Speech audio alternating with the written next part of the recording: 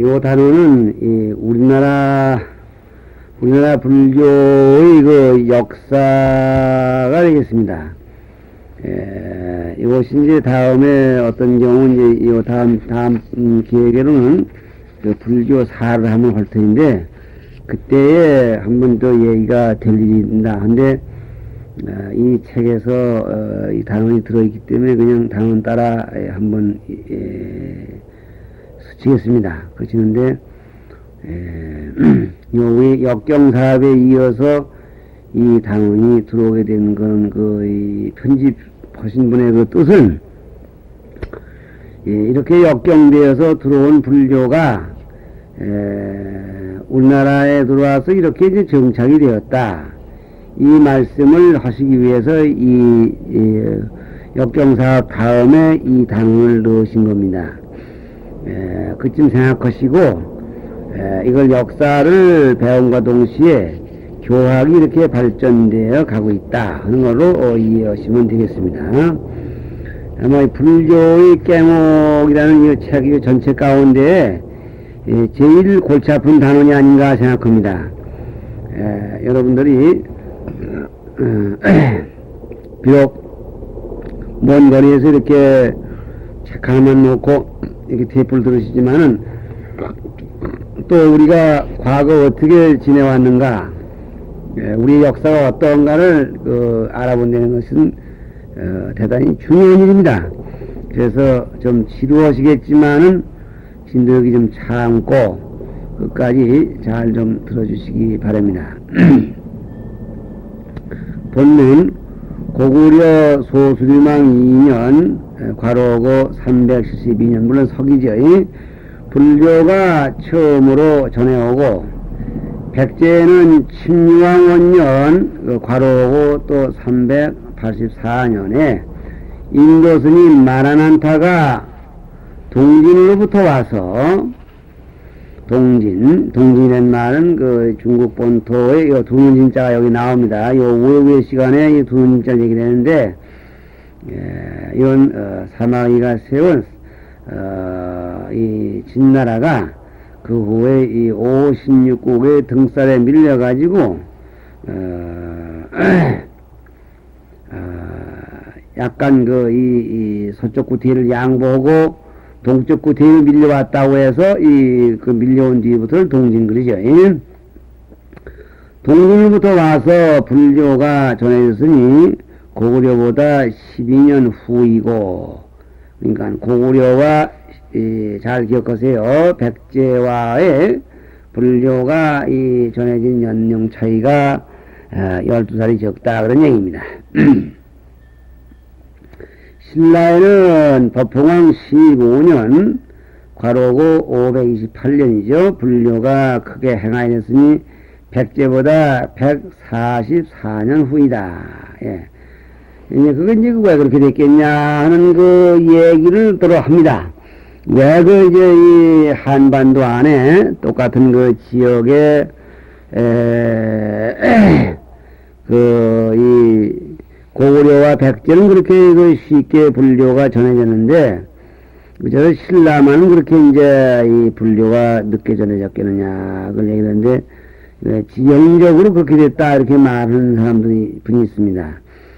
다 아시다시피 고구려는 이 북쪽이고, 한반도에서 북쪽을 딱 때려서 고구려고, 그 남부를 갈라서 이제 서쪽은 백제고 이제 동쪽, 요즘 말하면 경상남북도 강원도 요쯤이 이제 신라가 되겠는데, 백제는 이제 중국을 향해 있기 때문에 또 이제 불교가 받아들였지만은 신라는 이제 덜 져가지고 부산 이쪽으로 이렇게 되어 있기 때문에 이제 불교가 덜이 들어왔다 이렇게 보는 일도 있고요. 또 한 가지는 신라 사람들이 주체성이 강해가지고 남의 나라 것을 얼른 이렇게 받아들이는 그런 성질이 있지 않았다 이렇게 말하는 분도 있습니다. 또 그런가 하면 이 삼국유사 같은 거 이런 걸 보면은 이 법황 때보다 약 100년 전에 벌써 불교가 들어왔었다 이렇게 기록이 되어 있습니다. 그렇게 본다면은 신라 고려 백제가 이제 대동서역 이제 기신년 사이로 모두 불교를 받아들이게 되겠는데, 여기서 말하는 것은 역사상 이제 이 국가가 공유한 것을 기준하다 보니까 법흥왕 15년이 되고, 그렇다 보니까 144년이라는 긴 세월에 그런 이 잠자는 기간, 즉 공간이 생겼다는 얘기가 되는 것입니다. 본문, 신라의 불교가 흥황하던 때에 교종이 5종파로 나뉘어서 전문으로 교를 연구하였다. 그러니까 이렇게 들어온 그 불교가, 이렇게 말하면 이 맨 마지막에 신라의 불교 수용이, 그 수용이라고 하는데 528년인데, 그로부터 약 한 100년 동안 이렇게 이제 들어와 가지고서 바야흐로 흥하게 됩니다. 지금 이건 어떤 그 여담이 됩니다만은 그 어떤 학자의 얘기가, 어떤 새로운 종교가 그 다른 지역에 상륙해가지고 100년 동안 그 멸망당하지 않고 남아 견디면 크게 번창하는 것이 한 사례랍니다. 그래서 이 우리나라에도 좀 기독교가 뭐 100년이 되느니 뭐 천주교가 200년이 되느니 해서 지금 바야흐로 아주 힘을 대단히 쓰고 있습니다. 그게 당연한 추세랍니다. 요 불교가 이 한반도에 이렇게 올라서 가지고 상륙해 가지고 약 100년 되자 이렇게 크게 번창을 했습니다. 다시 말하면 교회 5종이 있고 뭐 이 손에 9 산문이 있었다. 산문이라는 것도 일종의 하나의 그 종파입니다. 그런데 지금 우리나라 한국 불교 실정으로 보면은 종파가 갈라질 수가 없습니다. 왜 갈라질 수가 없느냐 할 것 같으면은 승려수도 많고 또 이 사설사찰들도 많고 그렇습니다. 그러나 이 갈라지지 못하는 이유가 첫째는 법률로 나라에서는 이 법을 정해가지고 뭔 법인가 그 법을 해가지고 꽉 묶어놓고 꽉 있기 때문에 그런 것도 있지만은 보다 또 한 가지 이유는 실질적으로 번청해서 자기 나름대로 이렇게 이 교학을 연구하고 또 자기의 주장을 또다시 발표하고 해서 그 주장과 주장이 같은 사람들끼리 모여서 파트가 돼가지고 종이 이루어지는 건데, 지금 우리나라 불교는 대체로 거기에까지를 가지 못하고 있고, 단순히 이렇게 사찰을 그날 유지하는 거, 옛날에 어른들의 해농을 그저 이어서 연불하는 거, 이런 선에서 머물고 있기 때문에 아무리 인원이 많아진다 하더라도 종파가 부러지기는 어렵습니다. 종파가 부러지려면은 새로 들어온 새로 수입한 종교들이, 다시 말하면 음식을 굶었다가 음식을 꼬박꼬박 씹어서 목구멍에 남겨서 어떤 일정한 시간이 되면 그게 전부 영양이 습돼가지고 섭취돼야 되는데, 이걸 너무 오래 음식을 먹다 보니, 물론 노인도 음식을 영양을 섭취합니다만은 이 젊은 왕성한 사람이 그 음식을 섭취한 것처럼 그렇게 영양으로 섭취된 부분이 활발하지가 못한 것과 같이 여기 노쇠 현상이라고 하겠죠. 그래서 안 되는 겁니다. 그래서 여기도 600년 전에 지금 종파가 참 그 학술적인 그런 연구가 심층화되어서 주의 주장을 같은 불교지만 그 불교 가운데에서 특징 지을 수 있는 부분들을 따가지고 내세우고 그거에 대한 또 동호인들이 생기고 해서 종이 생기는데 교학, 여기서 교울이면은 교학이죠. 이 경전을 통한 학문적인 논리입니다. 그리고 또 학문적인 논리를 또 실천 수행의 그 과제로 삼는, 그래서 실천과 수행 그리고 또 노력, 이론과 또는 토론 이런 것들이 복합적으로 이루어서 불교와 같은 이들끼리 종을 이루는 것은, 이렇게 많이 벌어졌다는 것은 불교가 성황하던 현상이다 이렇게 말할 수가 있습니다. 여기서는 단순히 종 이름만 이렇게 쭉 들었는데요. 첫째, 열반종을 듭니다. 열반종은 두말할 것 없이 열반이라는 것은 그 글자 그대로면은 돌아가신다는 얘기인데, 열반종은 어느 종을 막론하고 열반종에서는 소위 경전을 그 열반종으로 삼고 있습니다. 그런데 이 종이라는 게 이루어지기 위해서는, 다시 말하면 똑같은 불교 안에 큰 코끼리 하나를 놓고서 코를 매는 사람, 배를 매는 사람이 모두 다르듯이 불교 안에서 이 종을 이루기 위해서는 물론 이 교주는 부처님, 석가모니 부처님이시고, 그 다음에 그 종주가 있어야 됩니다. 그 종을 제청할 만한 그런 대학자. 다시 말하면 그 종을 이루는 이 장시자죠. 이 종주. 종의 주인이죠. 그 다음에는 이 소위경전이 있어야 됩니다. 소위경전.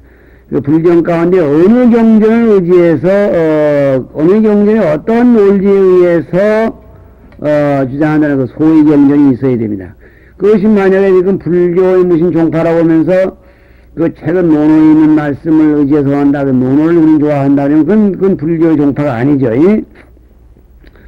그냥 소위경전이 있어야 되고, 또 종지가 있어야 되고, 그 열반경의 어떤 사상을 어떻게 정립해서 어떠한 이론을 타당하다고 보며 그 이론이 우리 실천 수행에 구체적으로 어떻게 우리가 도움이 되냐, 어떻게 우리가 실천에 들어가야 되냐 하는 것을 제시하는 것이 바로 이 종지인데, 그 종지가 있어야 되고, 또 그것을 따르는 종도가 있어야 된다. 아무리 혼자 앉아서 종을 세웠다고 해서 종주 혼자만이 종이 되는 건 없습니다. 그러니까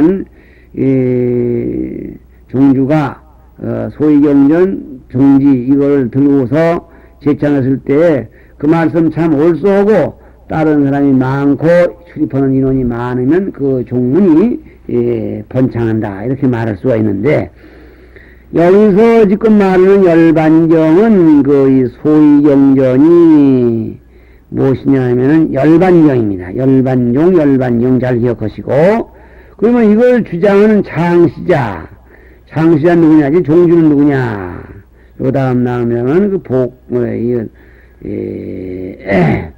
이 보덕스님이라고 하는 분이죠. 그래서 지금 한번 쭉 읽겠습니다. 열반종은 신라 무열왕 때에, 무열왕은 언제 분이냐면 654년에서 660년에 생겨났던 분입니다. 고구려의 보덕스님이 설립하였으니 소위경전은 열반경이고, 딸린도량은, 딸린도량 그럴 때 요거는 종도에 해당이 됩니다. 종도. 다시 말하면 이렇게 이런 절을 가지고 있는 주지들이 모두 오고 그 절이 그 절 소속이 되는 겁니다. 그래서 딸린도량은 금동사 안주에 있었고, 진주사, 진구사, 대승사, 대원사, 유마사, 또 중대사, 개원사, 또 연국사 등이다. 그래서 여기 이 사찰들이 지금 현재 남아 있는 것인지 그걸 다 대조해볼 그런 능력권이 없고 그 전문적인 지식이 없어 잘 모르겠는데, 어쩌든 이 고구려의 이 보덕스님은 이러한 이 고구려 때 이렇게 열반종을 창시하고 그렇게 훌륭하신 분인데, 여러분들 혹 들어서 아실지 모르지만 비례방장이라 해서 그 후에 고구려의 왕이 좀 불법에 대해서 좀 섭섭하게 정법을 불교를 좀 몰려오고 그때 그 도교를 좀 가까이 한 왕이 있었죠. 이런 왕. 그래서 그분이 하룻밤 사이에 그 자기가 앉은 절을 날려가지고서 이 백제로 날라 넘어오는 그런 신통한 그런 이 기적을 보인 사례가 있습니다. 이런 열반종을 소위경전으로 해서 보덕화상이 세운 그 종파이다. 열반종의 종지는 물론 열반종의 사상이 되겠습니다. 그래서 이른바 부율담상이라고 그러죠. 부율담상, 붙들부 법정률, 그 다음에 말씀담, 항상상. 그래서 이 열반경의 종류는 계율을 잘 붙들어, 다시 말하면 계율을 잘 지켜야 된다. 계율을 잘 지킴으로써만이 항상 있는 부처를 만나게 된다. 즉 계율을 지키는 자 앞에는 항상 내가 그 앞에 있을 것이다. 그래서 우리가 이 부처님을, 진짜 부처님, 영원하신 부처님을 만나 뵙는 일은 부처님의 계시고 안 계시고에 관계없이 계율을 깨끗이 잘 지키는 일이다. 그렇게 강조되고 있습니다. 두 번째는 그 율종이네요. 오종 가운데 오교 구산 그리는데 오종 율종입니다. 율을 중상 이건 남산종이라고도 하니 율종은 일명 남산종이라고도 부른다. 선덕왕 때에 자장율사가 설립하였고 통도사가 근본 도량이다. 그랬습니다. 예, 그러니까 여기 지금 우리나라에 율을 가져오신 분은 신라 때의 자장율사입니다. 그러니까 이 선덕왕이 주로 언제뿐이냐면 632년, 646년. 그래서 그렇고 이 율종의 소유경전은 저 위에 삼보를 얘기할 때도 했지만 사분율이라는 그 율에 의해서 율종이 창시됩니다. 그래서 이 사분율에 의해서 이 사분율을 다시 그 중국에서 이 번역된 그 사분율을 중국에 이 종남산이라는 산이 있었는데 그 장안 옆에 그 종남산에 살고 있던 도선율사라는 분이 이 사분율을 전공하고 또 유행을 잘 지키시고 그렇게 해서 중국에서 그 율종을 이미 세웠었습니다. 그런데 그 율종이라고도 그 율종을 창시한 도선율사가 종남산에 살았다고 해서 남산종 그리죠, 중국에서. 그러면 우리나라에서 율종을 남산종이라는 것은 이 자장율사가 남산에 살아서가 아니라 중국에서 말하는 종남산의 그 이름이 따라 내려온 겁니다. 율종은 두말할 것 없이 그 계율을 잘 지키는, 그리고 계율을 잘 지키고 계율에 의해서 계율을 전해받기도 하고 또 계율을 통해서 부처님의 부처님께서 보여주신 심성에 부합되려는 노력들입니다. 근데 요즘 우리나라에 보면 이제 현재 우리나라 그 불교는 이 오교가 통폐합된 상태에서 남아있는 불교입니다. 그래서 선조 양종이라는 종류 이름을 갖게 돼 있었죠. 우리나라 불교는 구한말에 그 왕명에 의해서 열반종도 아니요 율종도 아니요 이것이 결국은 선종교종으로 오므라들었다가 다시 선조양종이라는 단일종으로 오가라 버리면서 우리나라 불교는 교학을 하는 것 같으면서도 또 참선을 얘기하고 또 참선을 같으면서 또 지산이를 나면 또 장엄연불 남한타월도 부르고 또 남한타월 부른가 하면 또 계율에 대한 얘기를 또 계율이 최고라고 그러고 해서 우리나라 불교가 이 초학자들이 갈피를 잡을 수 없는 것은 물론 불교의 그 여러 면을 다 복합으로 배운다는 의미에서 좋지만은 옛날처럼 종파가 따로 분립이 되어서 뭐에 대한 얘기는 어디 가면 들을 수 있다. 이렇게 해서 그 종파 분리하던 상태가 하나 합치면 예컨대 여러 살림을 하던 것이 한 집으로 살림이 합쳐진 것과 같다고 하겠습니다. 그 다음에 세 번째 법성종은 삼론종 또는 성공종이라고도 하나 설립연대는 미상이요. 법성종이라는 게 있었던 흔적본이고 여러 가지는 이 미상하다 그런 얘기입니다. 그러면 이 법성종 또는 삼론종 성공종 여기에 이제 이 일명 중도종이라는 이름도 이거 똑같은 종으로 이렇게 전해지고 있습니다. 가운데쯤 길도. 그래서 여기 이거는 이 내용이 이 주칙으로 여기서 지금 기록이 없기 때문에 여기다 썼지만은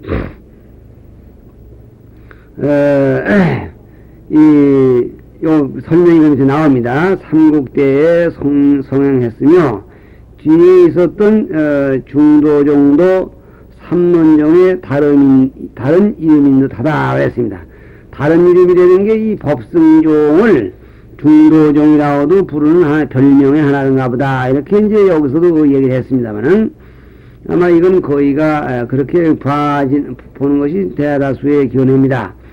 그러면 여기 이것은 추치건데 삼론, 다시 말하면 그 용수보살이 지은 중론과 12문론, 그리고 용수의 제자인 가나제바라는 분이 쓴 백론이라는 게 있어요. 중론, 12문론, 백론, 이 세 가지 논을 중심으로 해서 이 종이 하나 이루어지는데, 그 세 가지 논이 추구하는 세계가 결국 뭐냐면은, 현실의 모든 현상은 실제로 공한 것이어서 이 공짜리에서 법성을 볼 수 있다, 이렇게 보니까 법성종이 되는 거고, 성공종, 모든 현실은 본성이 공한 것이다 하니까 성공종이라도 불리게 되고, 또 삼론종이라는 것은 아까 말한 이 중론, 12문론, 백론, 이 세 가지 논을 토대로 해서 삼론, 이거 중국에도 있었습니다. 이런 것은.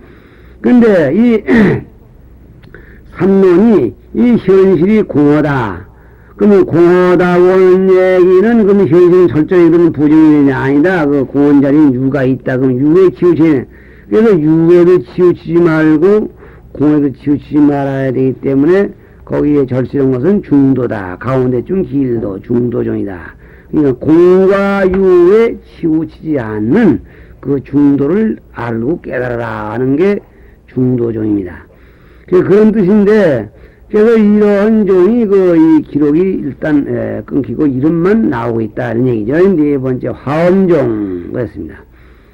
이 화엄종은 원륜종이라고도 하는데 두 파가 있다 그랬습니다. 하나는 신라에서 원효 스님이 창립하였으니 문무왕 때 661년에서 680년에 개종하였고, 개종이라는 말을 고칠 개자 기독교를 믿다 불교로 넘어온다고 개종해 10개자 개종입니다. 창종이 되니까 창종하였고, 그 다음에 해동종은 분황종이라고도 하니 경주의 분황사가 근본 도량이다 그랬습니다. 그러니까 여기에 지금 이 화엄종에는 그 두 파가 있는데, 원효스님, 의상스님이 거의가 다 이 당대 양반입니다.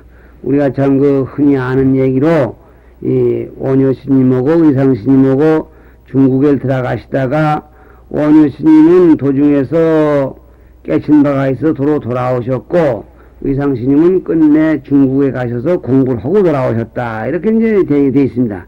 그 말이 맞는 얘기입니다. 그래서 원효 스님은 이미 국내에서 불교를 아시고 있던 그것을 중국에 가시는 도중에 실제로 체험하셔서 모든 것이 마음먹게 달렸다.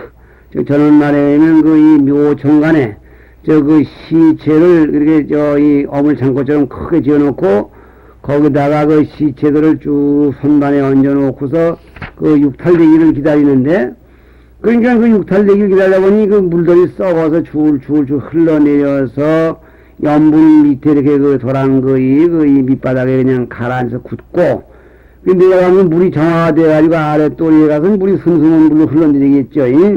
비 오는 봄날 시체 넣는 창고, 이걸 묘라고 그랬어요. 우리나라 말로는. 그래서 시체 넣는 데니까.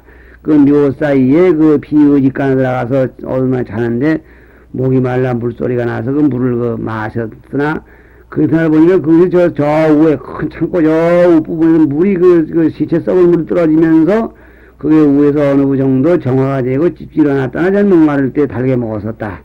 근데 아시는 분이 기분 나빴다. 그래서, 이것이 모르면 깨끗하고 알면 더럽다는 얘기도 될 것 같습니다만, 여기서 얘기는 이 세상사 마음먹게 될 땐 말은 과연 틀림없다 하고 집으로 돌아오셔서, 그래서 당신이 깨달은 바를 크게 천양하신 것이 이른바 화엄종이라고 했고, 또 원룡종이라 이렇게 했다 그랬습니다. 그러니까 이것이야말로 순수한 우리나라의 종파지요. 그런가 하면 해동종은 지금 의상스님이 세우신 것인데, 해동종, 분황종이라고도 하니, 경주 분황사에 그러니까 개정하고 해동종 분황조원이 그러니까 이 상심해라. 여기 지금 이 원효 스님이 이렇게 개참하셔서 경주 분황사에 계시면서 이 종을 크게 선양하시기 때문에 분황종, 또 해동에서 독특하게 개정한 것이기 때문에 해동종, 화엄종은 십신원룡이라고 해서 원룡원도를 설명하니까 원룡종 이렇게 해서 이것이야말로 우리나라 독특한 이 순수 우리나라 불교 종파겠고, 다른 하나라고 하는 것은 이제 의상스님을 중심으로 한 종입니다. 의지종, 부석종이라고도 하니, 화엄종이라는 것은 그냥 틀림없고, 이것도 화엄종 또는 의지종, 부석종 이렇게 이름이 달라집니다. 그러니까 화엄종을 하나 놓고 볼 때 우리나라에서 여러 가지 불려진다는 얘기가 되네요. 이 의지종이라는 말은 뜻의자, 이 가질지자 그래서 가질지자는 알지자의 의미와 같습니다.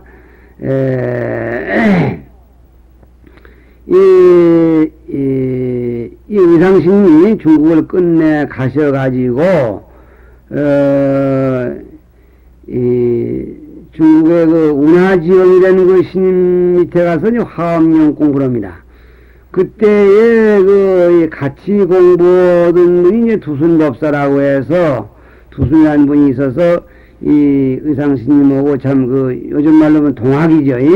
같이 공부를 하시는데, 운하지영 스님께서 가끔가다 이렇게 질문하시면은, 중국 사람 두순 스님은 아주 학문적으로 논리가 정연하게 이렇게 대답을 하시고, 의상스님은 뜻으로다가 요략하게 하는 걸로 아주 으뜸이었답니다. 그래서, 두순 스님은 문지, 그럴 문자, 가질지자, 문장으로서 똑바로 이해했다, 문지. 의상스님은 의지, 뜻으로다 올바로, 알아가졌다 해서 의지 그랬다고 합니다. 그래서 우리가 흔히 말하는 화엄경 해인도라는 것도, 우리가 지금 이 해인도라고 그래서 지금 시식할 때도 시식하고 나갈 때도 빙글빙글 돌고 이렇게 절 같은 데가 꼬불꼬불한 데가 많던 그런 그림이 있는데, 이 소위 법성계에도 해인도 그리는 것도 이 의상스님이 운하지엄에게 내가 알기로는 화엄경을 이렇게 이해합니다. 그래서 이해한다는 의자가 이게, 그러니까 이해해서 화엄경을 갖는다. 그러니까 그런 분이 세운종이다 해서 이제 의지종이니까 결국 의상종이라는 거와 같은 뜻이 되죠. 또 부석사에서 했다고 해서 부석종. 그래서 또 한이 의상스님이 당나라 지엄에게서 화엄종의 정통이죠. 이어받고 돌아와. 신문왕 때에 설립한 것으로서 근본도량은 부석사요, 딸린 도량은 비마라사, 해인사, 옥천사, 또 범어사, 화엄사 등이요. 문도는 결혼, 신림, 법융, 법본, 그 다음에 용출, 용질, 울림, 관해, 희랑 등이다 그랬습니다. 이 희랑이라는 분은 이게가 다른 분은 모릅니다만, 희랑이라는 분은 해인사에 가면 희랑조사의 상이 지금 태설당 앞에 있고, 또 이제 희랑대라는 게 있어 희랑스님이 공부했다고 하는데 했는지는 모르지만 희랑이라고 해서 해인사에 전원이 있습니다. 그러면 여기서 볼 때에 다른 종과 달라서 의상종이 가장 이상적으로 이 근본도량이 부석사고, 딸린 도량이 또 몇 개 있고, 또 문노들 거기를 쭉 냈는데, 이렇게 볼 때 화엄종, 중국에서 법을 받아주신 의상스님의 종이 지금 남아있는 절 가운데에도 국직원전이 많이 있습니다. 해인사, 또는 범어사, 구례화엄사, 남악사는 구례화엄사인데요. 지리산이니까 화엄사, 이런 것도 그렇고, 부석사도 그렇고, 다 유수원절이고, 또 유수원 제자분들이 남아서, 격한 업적을 남겼던 것이 사실인가 봅니다. 이거 잠깐 쉬죠.